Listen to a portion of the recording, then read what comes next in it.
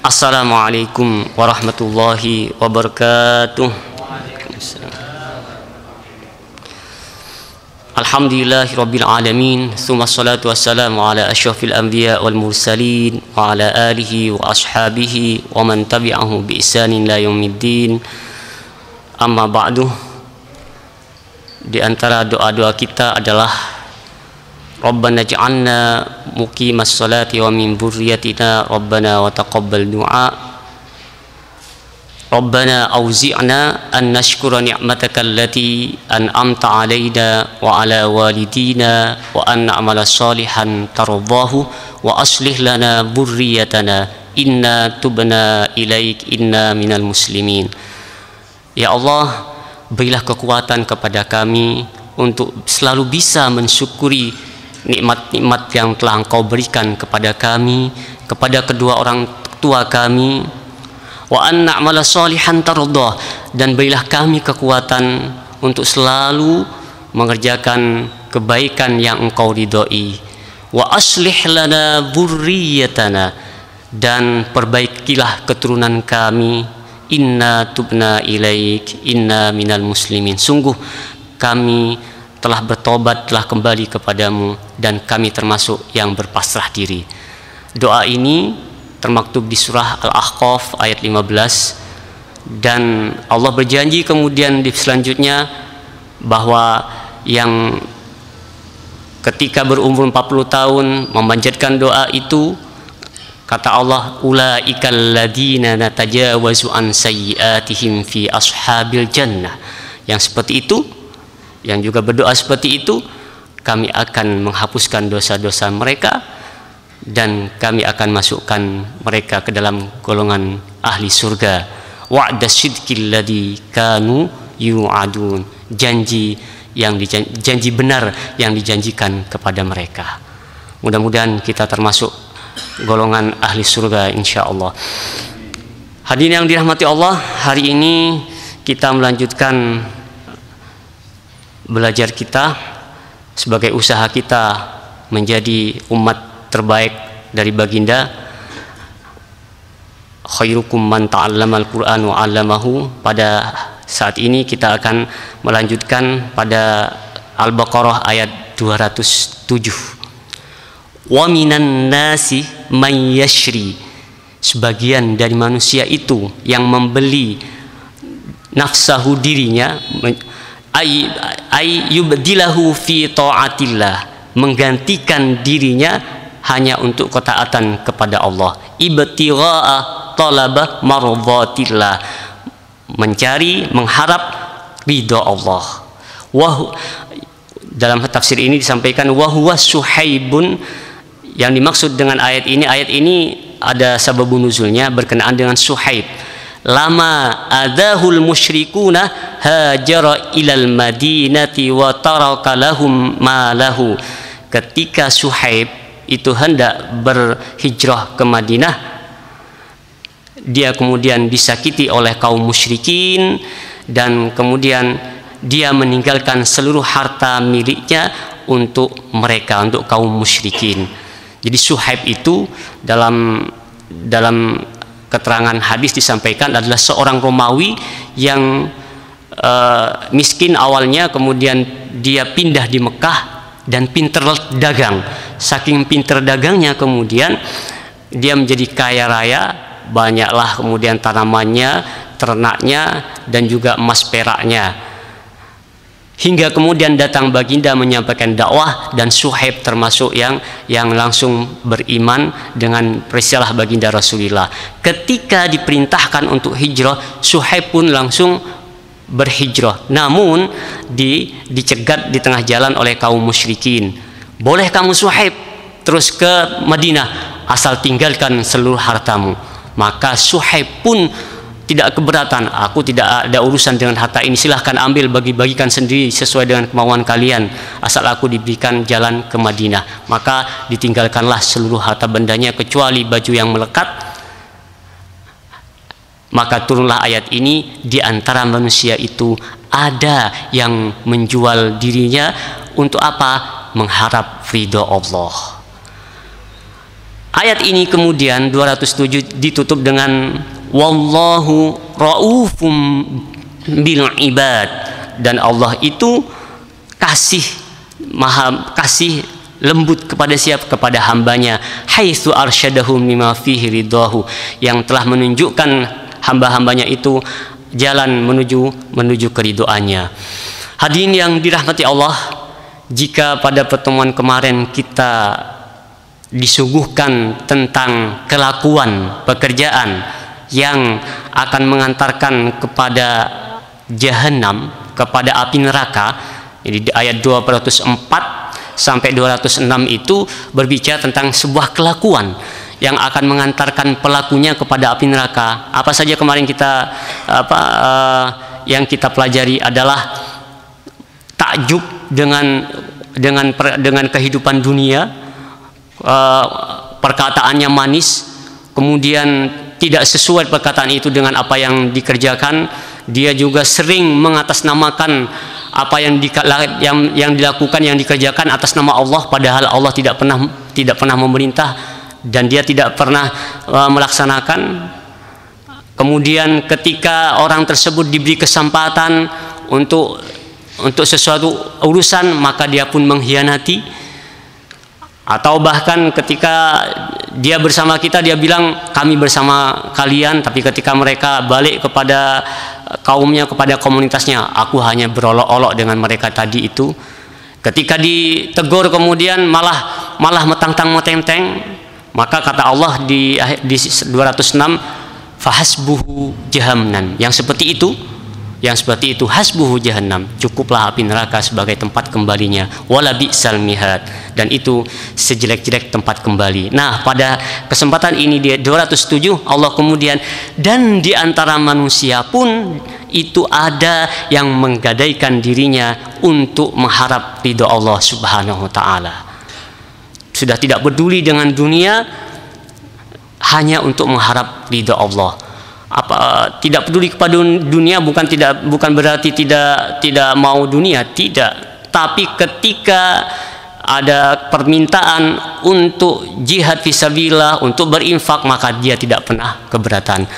Hadirin yang dirahmati Allah, tidak peduli kepada dunia, apakah kemudian harus miskin? Tidak, justru kita harus kaya. Kok harus kaya? Iya, karena banyak harus bisa kita kerjakan. Untuk haji harus kaya, untuk infak harus punya.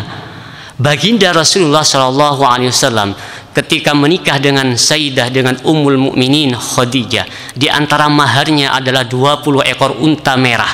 Unta merah itu unta terbaik ketika itu. Kalau nggak kaya kan nggak mungkin punya unta. Kalau unta dulu adalah berarti kendaraan terbaik saat ini. Saat itu unta kendaraan terbaik. Saat ini kendaraan terbaik apa? Ya bisa diukur masing-masing. Tapi yang jelas adalah bahwa baginda di antara maharnya adalah 20 ekor unta. Ketika diperintahkan untuk perang Tabuk, kemudian Abu Bakar As-Siddiq menginfakkan seluruh hartanya. Ketika ditanya oleh baginda Rasulullah, Abu Bakar, apa sisa? Ada sisa hartamu? Tidak ada, Rasul. Tapi aku sekarang paling kaya. Kok gitu? Iya, yang aku punya Allah dan Rasulnya. Meskipun hartanya semua habis, maka baginda bertanya kepada Abu Bakar, milikmu apa sekarang? Apa hartamu? Hartaku adalah harta terbesar, yaitu Allah dan Rasulnya. Sayyidina Utsman ibnu Affan ketika perang Tabuk menginfakkan 700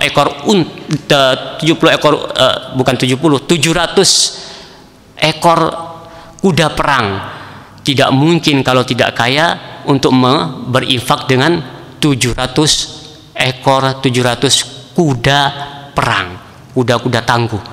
Maka tidak dikatakan apakah harus miskin, bukan harus miskin, tidak, tapi justru harus kaya. Namun harus ketika Allah telah memanggil, Allah telah memerintahkan, maka harta semua itu adalah wasilah menuju ridho Allah. Dalam beberapa ayat kita yang tahu tentang perniagaan, kita tahu jual beli, Allah menggunakan kata-kata membeli, berniaga. berniaga. Misalnya dalam surah Shaf adalah surah ke-61, surah 61 ayat 10, Allah menyampaikan, ya ayyuhalladzina amanu, wahai orang-orang yang beriman, hal adullukum ala tijaratin tunjikum min adzabin alim. Maukah kalian aku tunjukkan kepada perniagaan jual beli, tijaratin tunjikum min adzabin alim, jual beli itu akan membebaskan kalian dari adab yang pedih. Selanjutnya ayat ke-11 dari surah Shaf ini Allah menyampaikan apa yang bisa, perniagaan yang bisa membebaskan kalian dari adab yang pedih itu, tu'minuna billahi wa rasulihi wa tujahiduna fi sabilillahi bi amwalikum wa anfusikum dzalikum khairul lakum in kuntum ta'lamun. Berimanlah terus kepada Allah dan Rasulnya, tu'minuna billahi wa rasulihi wa tujahidun, dan juga berjihad di jalan Allah dengan harta dan jiwa kalian. Dzalikum khairul lakum in kuntum ta'lamun. Yang seperti itu lebih baik bagi kalian jika kalian mengetahui. Di ayat lain juga Allah menggunakan kata-kata membeli. At-Taubah ayat 112, At-Taubah itu ayat surah ke-9, ayat 112 berbunyi, innallaha ashtara minal mu'minina anfusahum wa amwalahum. Allah telah membeli dari kaum mukminin amwalahum wa anfusahum, harta benda mereka, juga jiwa-jiwa mereka. Apa yang dibeli oleh Allah dari kaum mukminin? Tuqatiluna fi sabilillahi fayaqtuluna wa yuqtalun. Berjihad di jalan Allah, maka mereka kemudian membunuh atau dibunuh. Dzalika matsaluhum fit Taurati wa matsaluhum fil Injil. Seperti itu telah digambarkan oleh Allah dalam Taurat dan Injil. Hadirin yang dirahmati Allah, jadi ketika kita menjual diri kita kepada Allah, menebus ridha Allah dengan diri kita, maka apapun yang menjadi milik kita adalah wasilah untuk mencapai ridha Allah. Seluruhnya adalah wasilah. Jadi kalau dikatakan apakah harus miskin? Tidak, justru harus kaya. Dalam Al-Quran tidak ada kata-kata meminta, tapi selalu memberi. Bagaimana akan memberi kalau tidak punya? Maka harus sekuat tenaga untuk mencari yang terbaik untuk kehidupan kita, untuk bekal di akhirat kelak. Dalam asnaf itu golongan orang-orang yang mendapat zakat, yang kita sebut dengan asnafus sanamiyah, 8 golongan yang tersebut dalam surah At-Taubah ayat 60 itu semuanya ketika Allah innamas shadaqatu lil fuqara'i wal masakin, semuanya itu bagaimana kita akan memberikan kepada golongan yang 8 itu kalau kita tidak punya? Maka harus punya, harus bisa berinfak, harus bisa bersedekah. Dakwah ini tidak akan tegak tanpa kemampuan orang-orang kaya. Dakwah ini pun tidak akan tegak tanpa doa dari kaum miskin. Jadi harus bersatu padu. Dan al-mu'minul qawiyyu khairun indallahi minal mu'minid dhaif. Allah sudah menyampaikan pada hadis yang diriwayatkan oleh Imam Muslim, seorang hamba mukmin yang qawi, yang kuat dalam bidang ekonomi, kuat dalam bidang keilmuan, kuat dalam semuanya hal, itu khairun indallahi minal mu'minid dhaif. Itu lebih baik di sisi Allah dari mukmin yang dhaif. Tapi jangan berkecil hati, wahai siapapun yang sekarang masih dalam keadaan kesempitan. Jangan berkecil hati.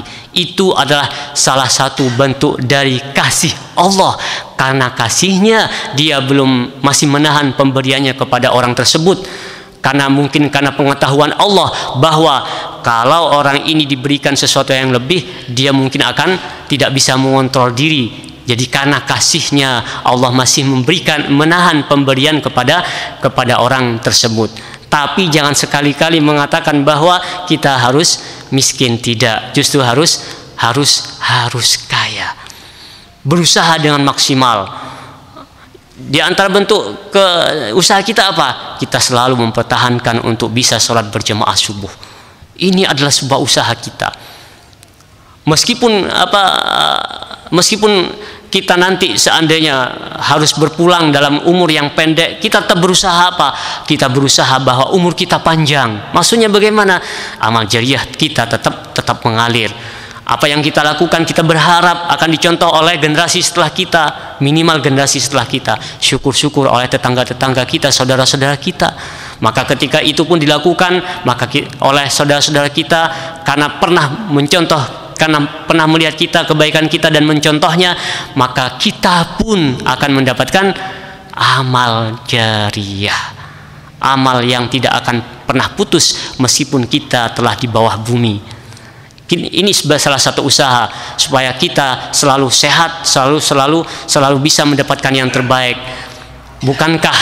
Bukankah Allah sudah menyampaikan bahwa ketika kita berjalan menuju masjid, maka setiap langkah kita adalah maghfirah, adalah ampunan bagi kita.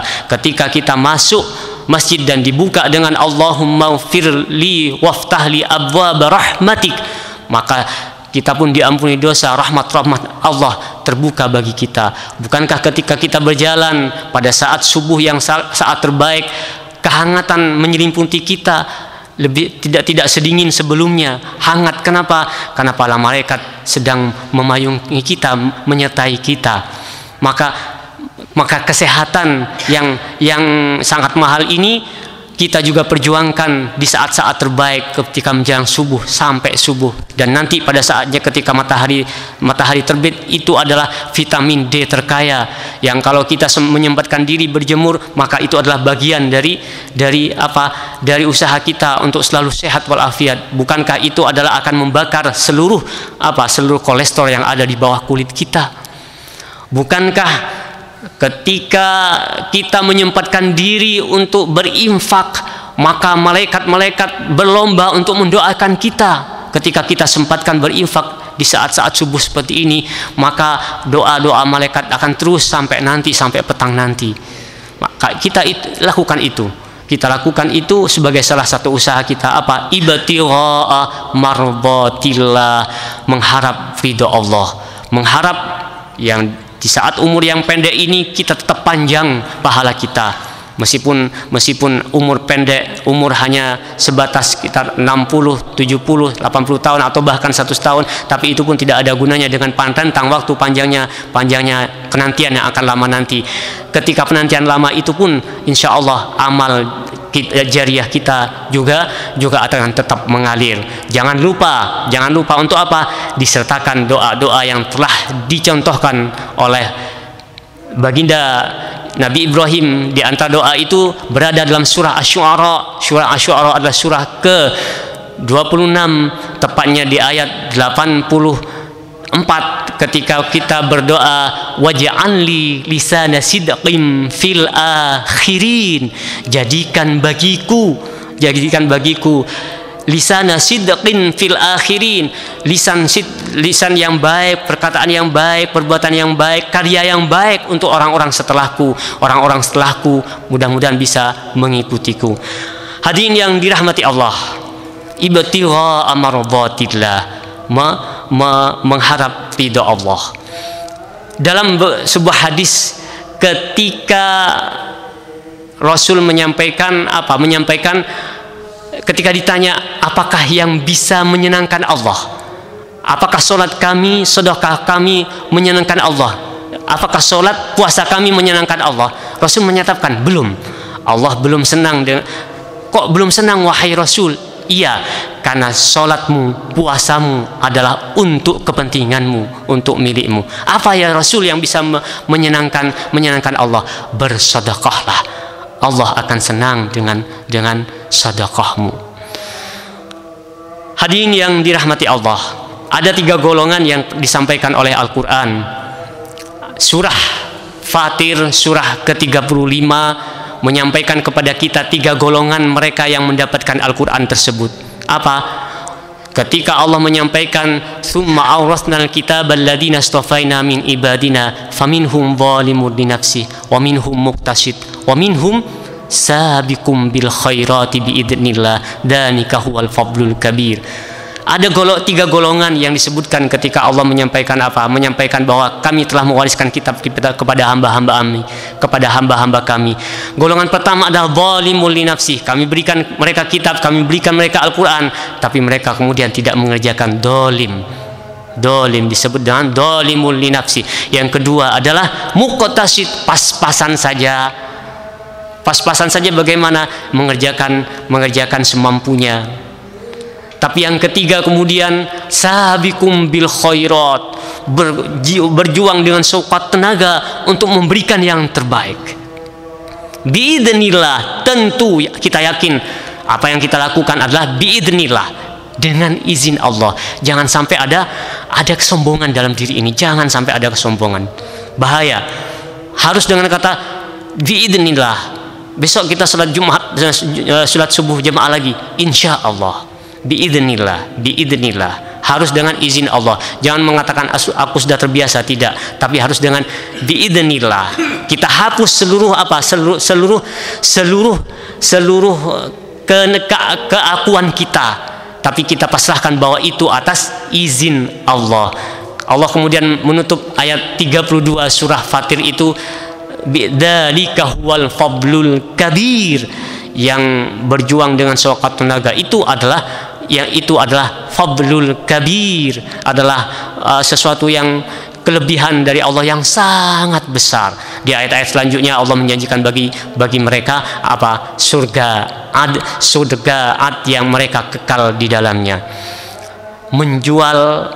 Menebus ridho Allah. Menebus apa? Menebus dengan apa? Dengan seluruh kemampuan yang kita punya. Tapi ingat, jangan mengatakan saya harus miskin, tidak, tapi kembalikanlah bahwa kita harus kaya.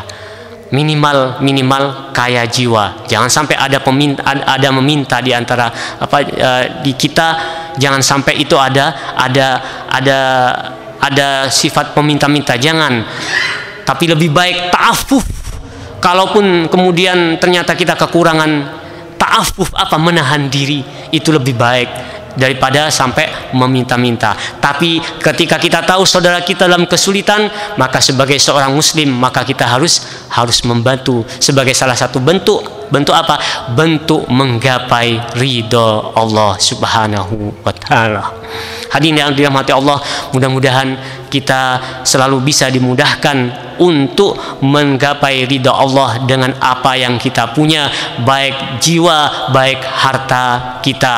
Karena tidak ada gunanya semuanya kecuali untuk ridha Allah. Seluruhnya akan baik, seluruhnya akan nyaman, baik di dunia maupun di akhirat, ketika Allah menjadi tujuan, ketika ridha Allah sudah menjadi tujuan. Dan ridha Allah itu ketika Allah sudah ridha kepada kita, maka tidak ada yang kita dapat kecuali adalah maghfirah Allah, kecuali adalah surga Allah. Mudah-mudahan kita dimasukkan kepada orang-orang yang selalu diridhoi. Rabbana hab lana hukman wa alhiqna bis salihin waj'al lana lisana sidqin fil akhirin waj'alna min warathati jannatin na'im waj'alna minal ladina yarithuna al firdausa hum fiha khalidun wa akhiru da'wana anil hamdulillahi rabbil alamin. Wallahu a'lamu bissawab. Wassalamualaikum warahmatullahi wabarakatuh.